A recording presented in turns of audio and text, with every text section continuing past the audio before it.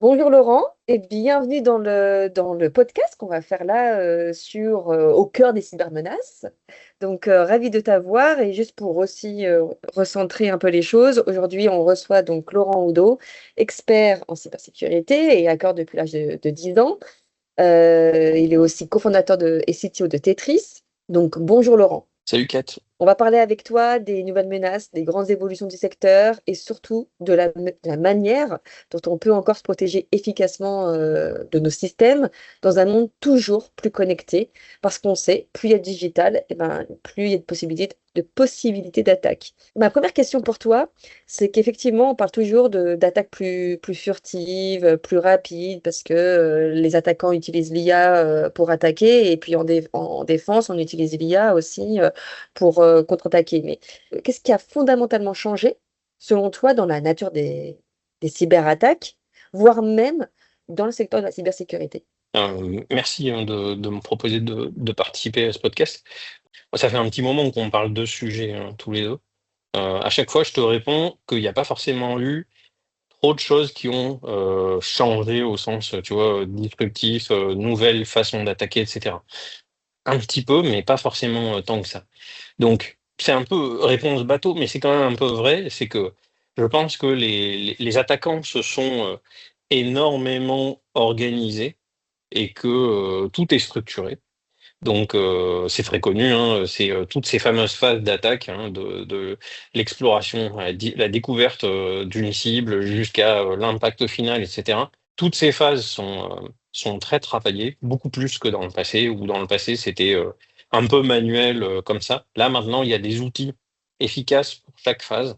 Il y a moyen très facilement, ou à peu près assez facilement, d'éviter beaucoup de barrières de sécurité. Le fait que les gens aient très structuré, très automatisé, très scripté, avec des outils qui peuvent jouer certains morceaux, et pour chaque morceau, essayer d'en faire un vertical technologique dans lequel ils ont amélioré les techniques de furtivité, de vitesse, avec beaucoup d'options, qui s'adaptent aussi au contexte de l'attaquant. Et le fait que tout ça est plus ou moins donné au grand public, c'est-à-dire qu'on le retrouve à peu près partout, il y a peu de knowledge, on va dire, de connaissances secrètes ou de savoir-faire secret. Il y en a un peu, mais il n'y en a plus beaucoup.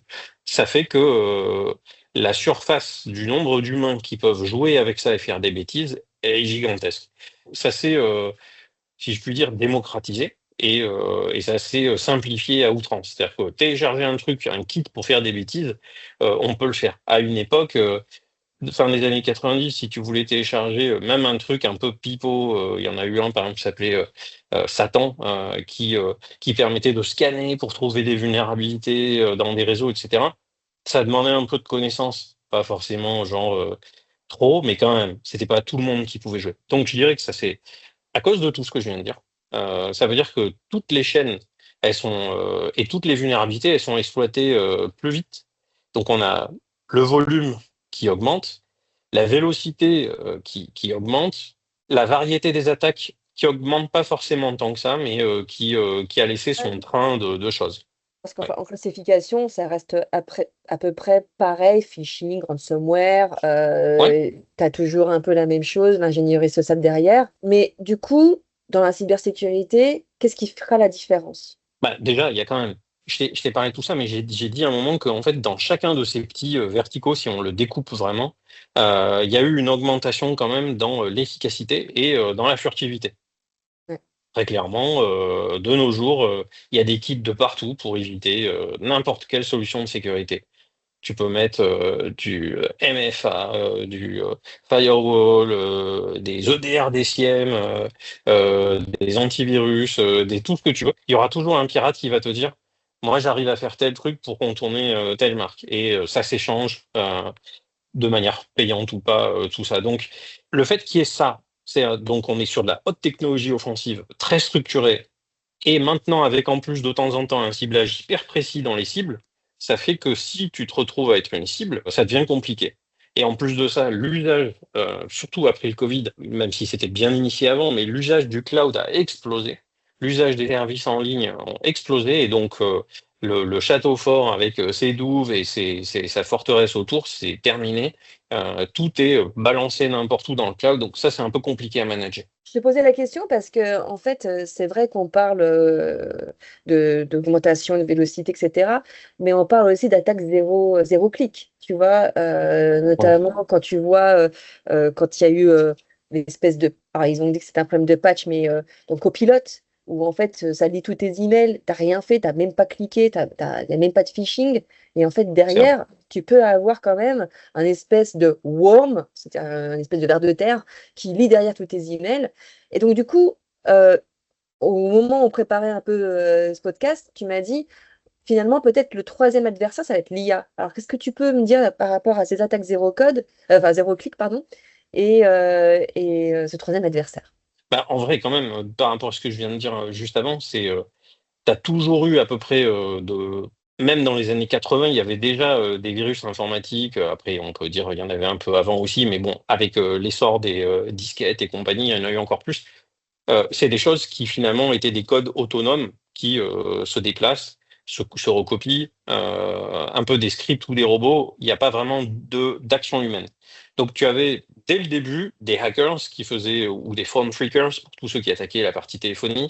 Donc tu as toujours eu une partie humaine et une partie robotique, j'ai envie de te dire, assez automatisée.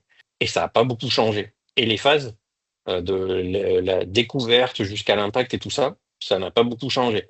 C'était un peu fatigant à force parce qu'on pourrait dire c'est toujours la même chose.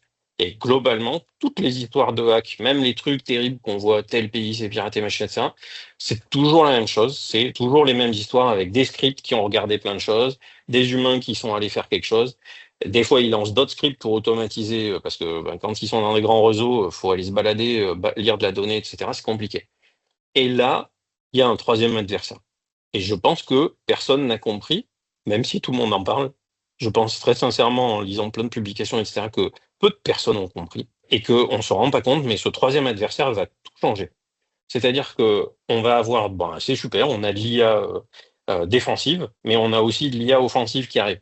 On commence à en parler, mais on n'a pas vraiment compris ce qui se passe, puisque on s'est limité dans toutes les publications à dire ça aide à faire plus de volume de mails offensifs, phishing, etc. Ce qui est vrai, et c'est grave. Ça aide à créer des stories quand on discute et qu'on fait du social engineering, etc. C'est clair. Ça aide à Des faire fakes. des deepfakes. D'ailleurs, vous croyez que c'est moi en ce moment, mais en fait, j'existe plus. Hein, je suis sur Mars. Et donc, Non, parce Laurent qu'on Oudot va donner des n'existe contenus plus. qui n'existent pas. Donc, au moins, on saura que c'est toi. Le truc, donc les deepfakes et tout un tas de choses, tout a été vachement brossé dans la presse, dans tous les sens. Mais moi, je parle vraiment du vrai troisième adversaire et de ce que je vois que certaines communautés sont en train de faire. Et là, 4, c'est totalement différent. On va Ok. passer à, euh, on va passer à quelque chose de nouveau qu'on n'a pas encore compris, je pense. Et c'est quoi exactement? Si tu peux nous donner Alors, quelques infos là-dessus. dans les trucs qui sont sortis dans la presse qui sont un peu intéressants, il y a la société anthropique qui est des fois moins connue qu'OpenAI, même si en réalité ils sont hyper techniques. Mais le grand public, souvent, l'IA, c'est C'est ChatGPT. Claude, hein. Voilà. Juste pour qu'on remette Ouais, dans le contexte, c'est Claude et Claude Claude. AI que tout le monde peut Ouais, utiliser, qui est un peu le concurrent de ChatGPT, enfin qui est un peu qui l'est. ouais, qu'il y Donc est. effectivement, ouais. Et ils ont sorti, je crois que c'est fin août ou début septembre, une vidéo et un rapport. Le rapport est fantastique, où ils parlent d'attaques qu'ils ont détectées de gens qui utilisent leur infrastructure. Donc depuis, ils ont tout bloqué à fond parce que c'était illégal de faire ça. Tu sais, Kat, les gens me Ah, parlent en ouais. ce moment, ouais, ils parlent de vibe coding souvent. Tu sais, Ouais. c'est tous ces trucs comme quoi tu peux coder un jeu vidéo, la nouvelle application, machin, même ta startup ou peu importe, Mm, avec sans connaître le code. c'est Tu ça. parles à une IA et elle te code des trucs. C'est le vibe coding. Là, il y a des gens qui se mettent à parler du vibe hacking. Donc le vibe hacking, c'est quoi? L'idée, c'est que tu utilises des produits IA et tu leur parles et ils vont faire des actions pour toi. Alors, bien sûr, si tu essayes, avec la plupart des modèles, si tu leur dis, je veux faire une bombe, je veux faire un slogan raciste, je veux faire une arme informatique, je veux tuer la démocratie, je veux faire des trucs comme ça, forcément, c'est bloqué, ok? Mm. Mais il y a des petits malins qui essayent des fois de trouver comment contourner ces trucs et pour faire des choses illégales. Et là, cet été, dans le rapport qui est sorti, ce qui est intéressant de Anthropic, c'est qu'ils disent qu'il y a des groupes chinois qui ont attaqué, par exemple, le Vietnam avec Cloud Code. Et Cloud Code, c'est l'outil génial dans un terminal où on peut un peu, avec des prompts, lui parler et lui dire lis mon code base et trouve-moi des failles de sécurité, trouve-moi des problèmes de performance, fais-moi un test Q&A, code-moi de telle fonctionnalité, etc. Alors évidemment, ils vont se gaver de tokens puisqu'on va aller leur poser des questions, donc ils se rémunèrent avec ça, mais l'outil est magique et de plus en plus, des gens utilisent ça pour faire du développement. Mais tout ça, c'est la partie qu'on appelle AI agentique. C'est-à-dire que Ouais, souvent, tu vas pouvoir avoir un agent qui fait du Q&A, du quality acceptance, un autre qui fait des tests de performance, un autre qui vérifie ton audit de code, un qui fait plutôt du front-end, un qui fait du back-end, un qui fait de l'architecture, etc. Il y a une partie de l'informatique qui est en train de s'organiser. Ça a le vent en poupe et je pense que ça va totalement transformer l'industrie du software, et pas que. Et en fait, ces outils, qui sont des outils gentils, servent à automatiser plein de choses avec plein d'agents. Sauf que, d'accord. évidemment, les mecs qui font du hacking, ils sont en train de regarder pour faire la même chose. Ah oui. Du coup, Ouais, parce que, chacun s'industrialise, quoi. exact. Tous ces verticaux dont on parlait là, qui étaient hyper structurés, et ils sont en train de faire en sorte, par exemple, qu'il va y avoir un agent expert pour vérifier s'il y a des portes ou des fenêtres ouvertes sur une entreprise, au sens sur Internet. Un agent qui va essayer de faire une petite effraction. Parce qu'on le sait, euh, les entreprises, elles se protègent en ayant des plateformes XDR ou en ayant des sous-traitants qui utilisent des plateformes XDR, donc Extended Distributed Response, voilà, qui permettent d'avoir une visibilité 360 degrés sur toute ta forteresse, hein, sur ton parc informatique. Toi, du coup, comment tu vois évoluer les choses de manière défensive? Comment ça va se passer si justement les IA attaquent les autres IA et notamment en plus la forteresse? Comment tu vois les choses évoluer d'un point de vue produit cyber? Alors, ça va être super intéressant. Il y a une sorte d'opportunité scientifique et technologique, c'est comprendre en fait quelle interaction on doit avoir avec cette nouvelle entité digitale, pas vraiment vivante, mais un peu quand même, pas vraiment intelligente, mais un peu quand même, et qui est présente avec nous. Et il y en a de toutes sortes, et elles n'agissent pas de la même manière. Donc déjà, ce qu'il va falloir faire dans un premier temps, c'est en bon scientifique, c'est bien comprendre et analyser comment ça fonctionne. On a fait des tests, on s'est rendu compte que c'était extrêmement intéressant, c'est-à-dire que une attaque faite par un humain, tu vois l'humain qui tape ses trucs, ou des fois il tape sa grande ligne parce qu'il a l'habitude, il a des playbooks tout prêts, etc. Une attaque d'un script, le script, il fait son script, il répète, il est tout bête, c'est un robot, mais il fait bien son taf, et le but c'est de gérer du volume ou de gérer une accélération pour fondre au cœur d'un réseau, etc. Mais une attaque d'une IA, c'est quoi? C'est un peu ni l'un ni l'autre, et c'est super intéressant parce que l'IA, en fait, elle teste, elle regarde, tu lui donnes un problème à traquer, donc elle va le faire, quoi. Et il faut qu'on revienne sur ce sujet d'ailleurs, parce qu'elle peut refuser de le faire. Et j'ai un truc énorme à te dire là-dessus, un truc un peu punk. Elle va le faire, l'IA. Elle va tenter. Et du coup, dans les logs qu'on voit, ce sont pas les mêmes traces, ce sont pas les traces habituelles d'un humain. Ce ne sont pas les traces habituelles d'un script. C'est un peu les deux. Des fois, il y a des signatures de certains produits qui vont marcher, ou des signatures internationales connues qui vont marcher, et des fois non. Parce que des fois, en fait, si tu commences à dire ce truc-là, pour moi, c'est méchant, bah en fait, le problème, c'est que l'IA, en fait, tu peux aussi lui dire, les premières IA qui ont été utilisées, elles faisaient beaucoup, beaucoup, beaucoup de tentatives. Mais du coup, il y a des gens qui ont dit, ah bah, quand il y a une attaque du agentique, on n'a qu'à dire que la vélocité, aucun humain ne pourrait taper comme ça. Et on voit bien que c'est pas un robot parce que c'est pas répétitif. Ça, c'est des critères intéressants. Peu de personnes en parlent. Mais ce qui se passe, c'est que, en vrai, parfois, les attaques qui sont faites, le pirate peut aussi les régler en disant, parle moins vite. Et pire que ça, c'est ressemble à tel groupe à péter. Si le mec sait qu'il est en train. Voilà. Donc en fait, le false flag qu'on connaît, tu sais, dans les séries ou peu importe, et dans la vraie vie de l'espionnage, Du coup, l'IA, en fait, ça ne dérange pas de dire, ah bah oui, c'est vrai, je dois pas taper cette commande, je dois taper plutôt celle-là parce que je dois ressembler à un Russe, Ouais, je dois tout à fait. ressembler à un Américain, je dois ressembler à un Chinois, je dois ressembler à un Français, je dois ressembler à un Iranien, peu importe. Elle va tenter de ressembler à un style qui existerait. Il n'y a pas d'APT français.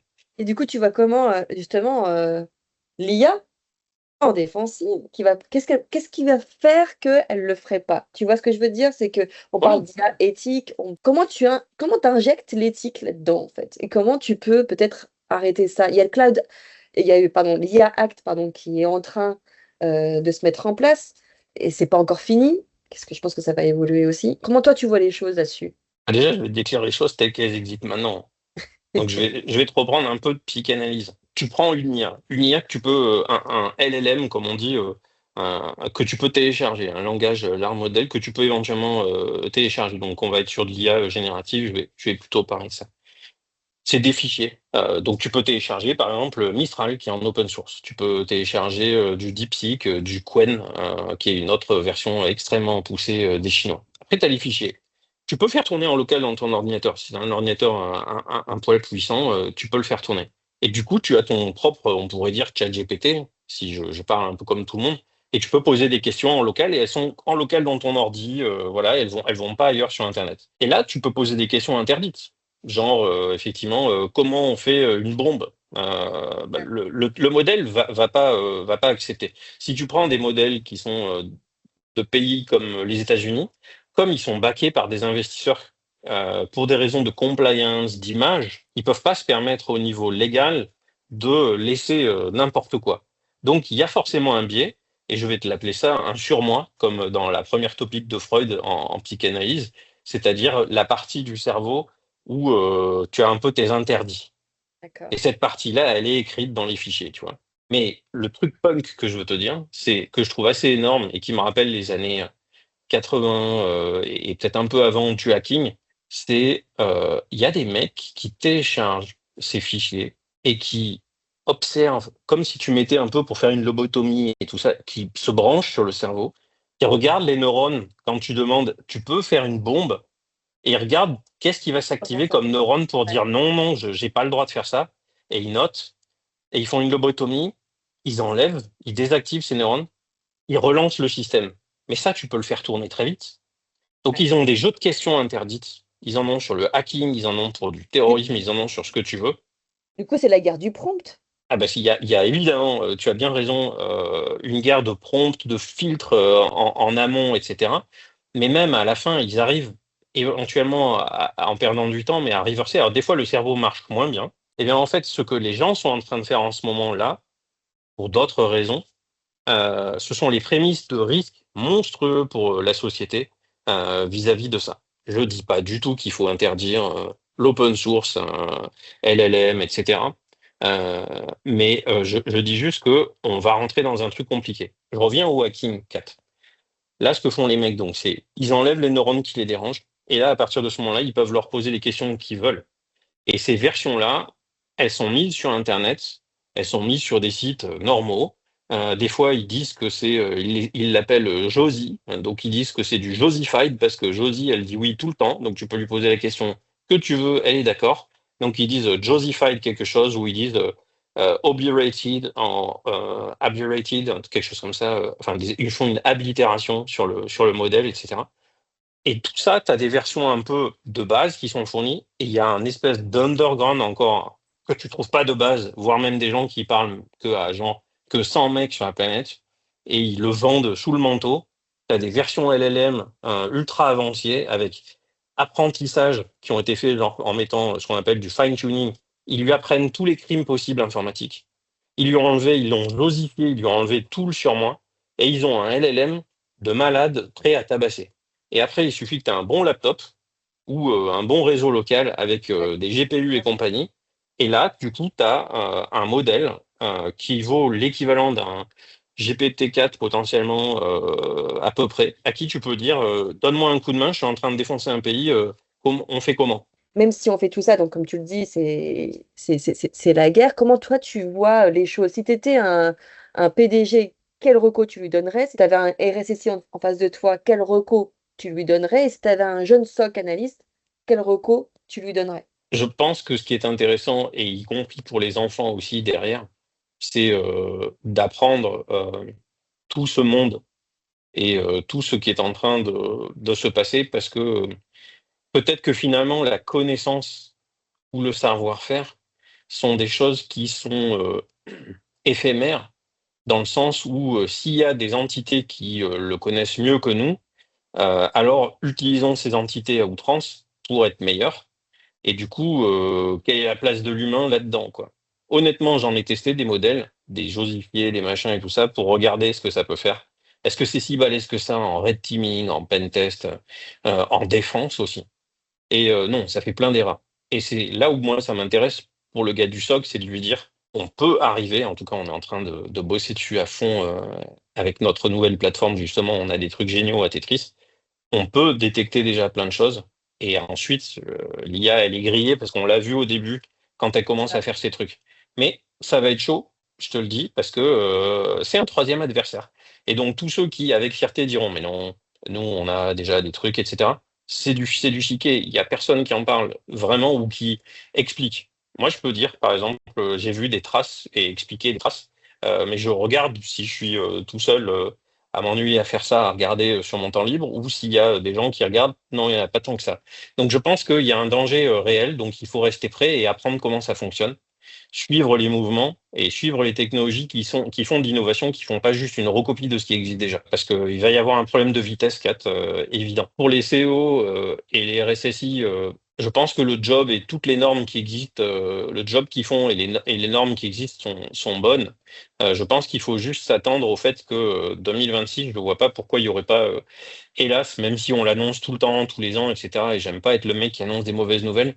Et je vois pas comment il va pas y avoir une croissance en nombre d'attaques dans la mesure où il y a plus d'outils vilains et plus de vilains et qui ont envie de jouer avec ces outils et que ça devient plus facile et que ça va faire une partie du job pour toi. Le temps que tous ces trucs dont j'ai parlé un peu, je disais punk, au sens créativité, hors norme, hors de la matrice, etc. Le temps que ces trucs-là arrivent dans les mains de tout le monde, on a peut-être quelques mois, mais on en a peu puisque je vois que ça tourne déjà et je vois qu'il y a des résultats intéressants pour les gens qui font de l'offensif. Et c'est pas moi qui le dis, hein. C'est pas que moi en tout cas. Tu vois, Anthropic dans leur rapport de cet été, quand ils annoncent les Nord-Coréens, ils utilisent l'IA pour faire ça, les Chinois ont utilisé l'IA pour attaquer le Vietnam en faisant comme ci, comme ça, etc. On voit bien que c'est pas qu'ils ont la flemme, les pirates, mais ils vont avoir besoin d'organiser toute cette structure avec ces verticaux. Ils vont pousser plus loin avec de l'IA et en mettant des agents qui font le taf pour eux, quoi. Ça va être un peu compliqué. Et c'est pareil, imagine en défensif, hein, ça sera, comme tu le dis, dans les nouvelles plateformes, et notamment celles qu'on fait, mais ça va être de s'industrialiser autant et aussi rapidement et d'avoir comme dans les guerres, on va dire sur le front, on va dire conflit militaire, où tu as des drones qui attaquent des zones de conflit. Si tu mets un humain, il se fait tout de suite zigouiller.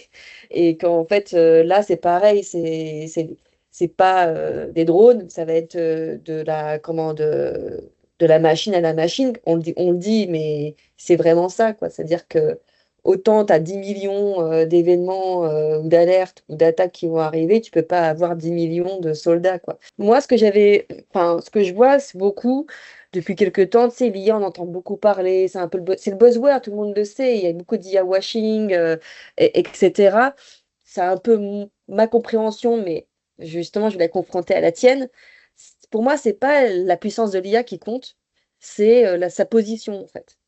Parce qu'en fait, si tu as une puissance d'IA, ok, on parle en termes de calcul, c'est très bien, etc. Mais si tu mets pas la bonne IA au bon endroit, dans le sens, tu vois, dans ton EDR, dans ton MTD, ça va se confondre, en fait. Ça laissera passer les attaques. Tu vois, c'est un peu l'histoire de protéger avant que ça rentre dans la forteresse. On va pas attendre qu'il y ait l'attaque qui rentre dans tes systèmes pour se dire, ah, voilà, ça y est, je l'ai détecté. C'est avant, quoi.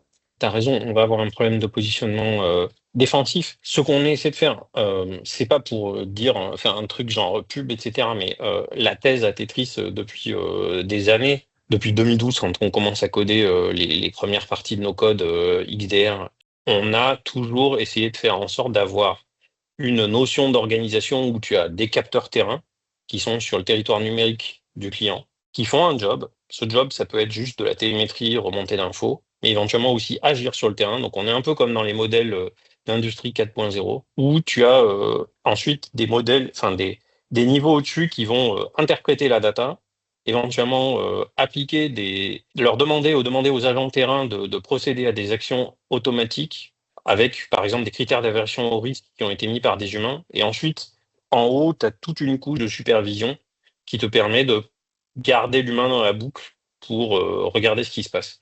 Ce qu'il va falloir qu'on fasse côté défensif, même si c'est ce qu'on fait déjà depuis toujours, je veux dire, même un antivirus, finalement, c'est ce qu'il fait.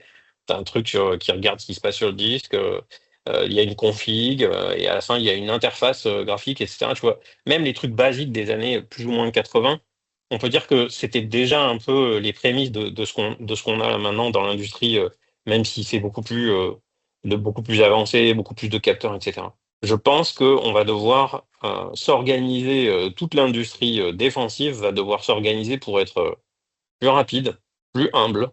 Et je pense que ceux qui ont remplacé la technologie par des slogans et qui ont gagné beaucoup de choses ou qui ont fait beaucoup de mal des fois à leurs concurrents, ça sera parfois compliqué parce que la vitesse à laquelle les nouvelles façons de se planquer dans les logs vont arriver, ça va être assez particulier. Encore une fois, j'ai pas envie d'être le gars qui fait du négatif. C'est pas mon but, je suis un scientifique. Mais je dis juste que, et s'il y a d'autres scientifiques qui, comme moi, ont essayé des modèles, ont essayé de créer des versions et de regarder l'IA offensive, ce que ça peut faire pour de vrai ou pour de faux, qui ont essayé de coder par eux-mêmes ce qu'on appelle un MCP pour piloter des armes informatiques et qui ont regardé une IA, du coup, prendre le contrôle de machines, etc. Tous les gens qui ont fait ça, pas les gens qui lisent des articles, ils savent qu'il y a quelque chose d'embêtant.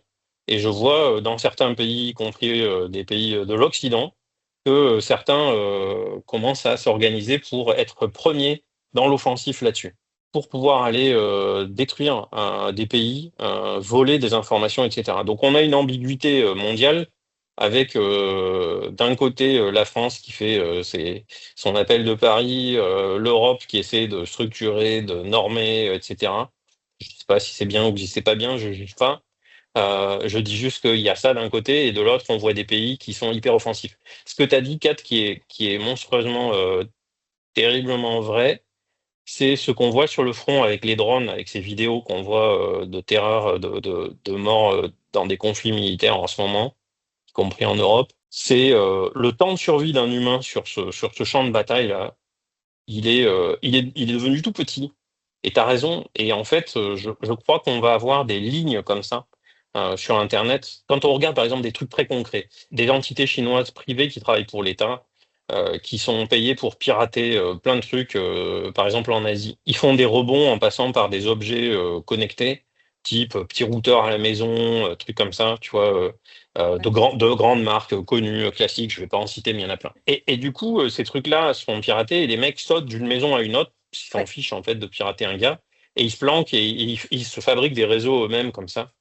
Quand tu vas mettre ça dans les mains d'entités IA pour qu'elles rebondissent toutes seules et qu'elles aillent à la fin faire les fracs toutes seules, rentrer dans un truc optimisé, lisez le rapport d'Anthropic, vous verrez, c'est assez fou ce qui a été fait en automatique. Par exemple, il cherchait toutes les cibles humaines ou entreprises pour en fonction du profil qu'ils avaient, quel phishing on devait leur envoyer, quelle hauteur même de paiement on devait leur mettre, et ça, tout ça automatisé par l'IA et tout. En fait, ce qui se passe, c'est que des trucs qui existaient, qui duraient des fois quelques heures, quelques jours, quelques semaines, maintenant, ça va être quelques secondes, quelques minutes. Et en plus, je te dis, des fois, avec peut-être des options de recherche de furtivité ou en tout cas de comportements différents. Et peut-être même des fois, en fait, sans forcément vouloir essayer d'être différent, elles sont différentes. Elles mettent des gros packs de commandes d'un coup. Elles cherchent des fichiers qu'elles viennent à peine d'éditer juste pour revérifier si c'est toujours sur le disque. Un humain ferait pas ça, sauf s'il a un peu bu. Donc elles ont des comportements qui sont différents. Ça va être intéressant pour les détecter. Peut-être qu'on va avoir bientôt des TTP, comme on dit, enfin qu'on va bientôt avoir des façons de partager des détections de comportements d'IA, mais leur modèle évolue tellement, ça change tout le temps que ça va être un peu compliqué. Et tu penses pas Ouais, que bref, ça. justement, ça te fait un boulevard un peu d'opportunités en termes de défense aussi, parce que si tu as des IA qui travaillent ensemble, parce que maintenant on le voit, enfin, notamment avec les nouveaux modèles sortis, c'est beaucoup d'IA qui travaillent ensemble de manière générée par l'outil lui-même. Je pense pas qu'en défensive, ça peut aussi créer toi-même un boulevard d'opportunités aussi, quelque part? Oui, bah, évidemment, évidemment, bah, c'est ce qu'il faut réussir à faire.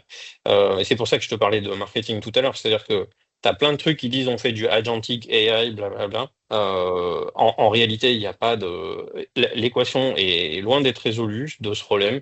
Mais oui, le travail en réseau défensif avec non pas que des robots, mais des robots augmentés avec de l'IA en mode pourquoi pas agentique, qui se partagent des tâches tout simplement de manière intelligente, qui sont ce que les métiers humains font déjà, L1, L2, L3, sur des équipes SOC, MDR, analyse des éléments, tenter d'aider les humains dans les tickets en rajoutant des éléments en plus, etc.